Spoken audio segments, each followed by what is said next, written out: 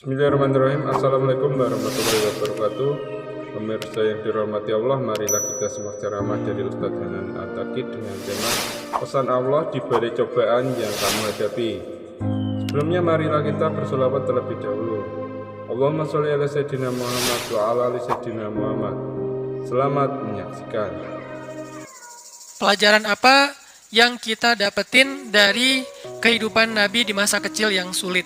Kenapa hidup Nabi itu susah, teman-teman? Salah satu hikmahnya agar Nabi belajar quwwatut tahammul, agar Nabi belajar kemampuan menanggung beban. Allah lagi menyekolahkan Nabi dengan sekolah kurikulumnya dari langit. Itulah sebaik-baik sekolah. Ada sekolah formal yang bikin kurikulumnya ulama.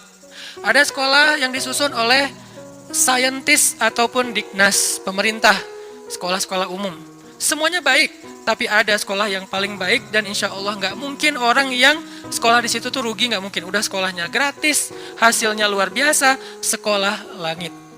Apa itu sekolah langit, teman-teman? Kehendak dan ketentuan Allah dalam kehidupan kita, itu adalah sekolah bagi kita.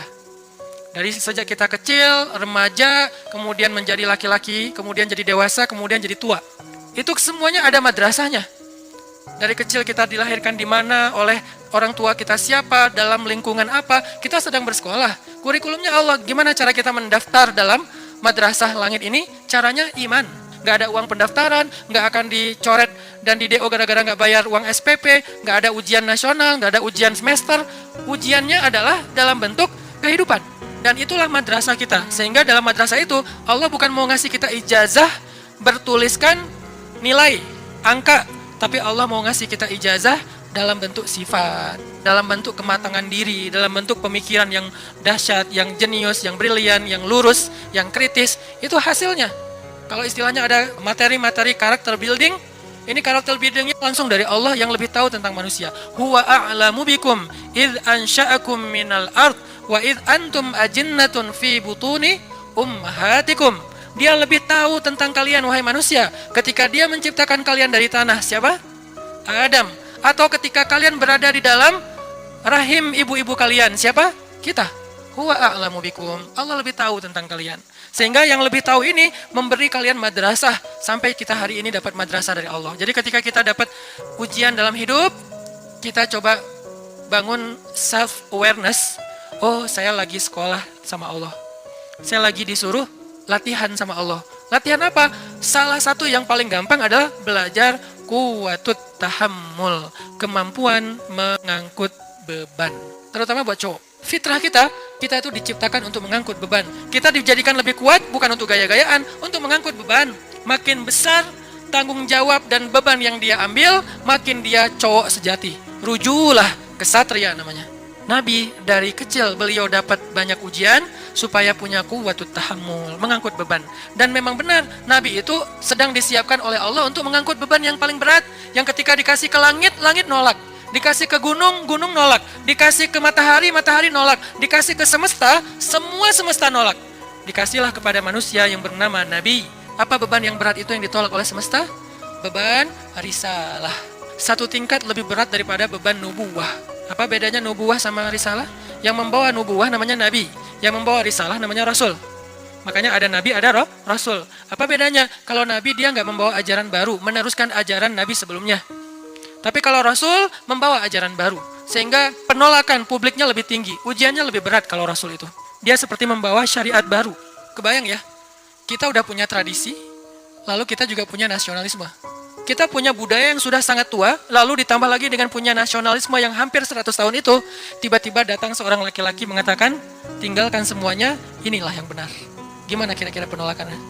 Wah, habis tuh laki-laki. Banyak cerita mereka yang dibunuh. Makanya Bani Israel yaqtulunal anbiya bighairi haq, membunuh para nabi tanpa alasan yang dibolehkan. Kenapa? Menolak ajarannya. Yang sudah turun-temurun selama ratusan bahkan ribuan tahun. Beban inilah yang akan dipikulkan oleh Allah kepada Nabi. Kenapa risalah itu berat? Risalah itu secara bahasa, teman-teman, artinya ajaran atau misi. Seorang yang membawa risalah, surat, itu namanya Rasul. Rasul ini bisa bermakna Rasul dari langit, berarti Rasulnya Allah, namanya Rasulullah.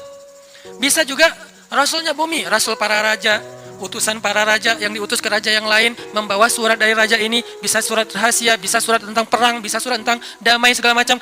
Resikonya gede nggak tuh jadi utusan? Gede banget resiko jadi utusan. Ini utusan Allah, bukan kepada satu orang, kepada lil alamin, lin nasi kafatan ajmain, kepada banyak manusia. Ini beban yang berat. Malaikat aja nggak sanggup memikul beban risalah. Pohon, laut, dan segala macam makhluk-makhluk Allah, semuanya hands up, nggak mau. Ya Allah, saya nggak kuat. Kami kasih ke langit, langit nggak berani. Kami kasih ke bumi dan gunung, gunung-gunung yang gagah, yang kuat itu nggak berani. Kami kasih kepada manusia, mereka mengambilnya. Siapa manusia di sini? Para anbiya. Jadi beban risalah itu berat sekali. Tentang bagaimana caranya yukhrijun nas minaz zulumati ilan nur. Misinya adalah mengeluarkan manusia, bukan cuma satu suku, manusia dari kegelapan kepada cahaya. Dan yang paling berat risalahnya, risalah Rasulullah SAW, karena dakwah beliau bukan kepada satu bangsa, tetapi kepada manusia semuanya, bukan satu zaman, tapi sampai hari kiamat. Itu kenapa Nabi Muhammad itu dari kecil itu susah hidupnya, karena mau menanggung sebuah beban berat, namanya beban risalah. Lalu kepada siapa risalah atau beban ini Nabi wariskan? Karena kan berlaku terus sampai akhir zaman ya, nggak terputus dengan Nabi wafat. Terus estafet, kepada siapa Nabi mewariskan tongkat atau beban risalah ini? Al-ulama warasatul anbiya. Para ulama adalah pewarisnya para nabi.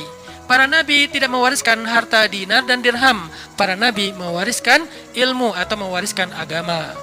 Jadi tugas beban yang paling berat ini untuk menanggung beban umat, bukan hanya ngajarin. Kalau ngajarin bebannya, oke lah ada beban sedikit, tapi nggak berat-berat amat jadi pengajar.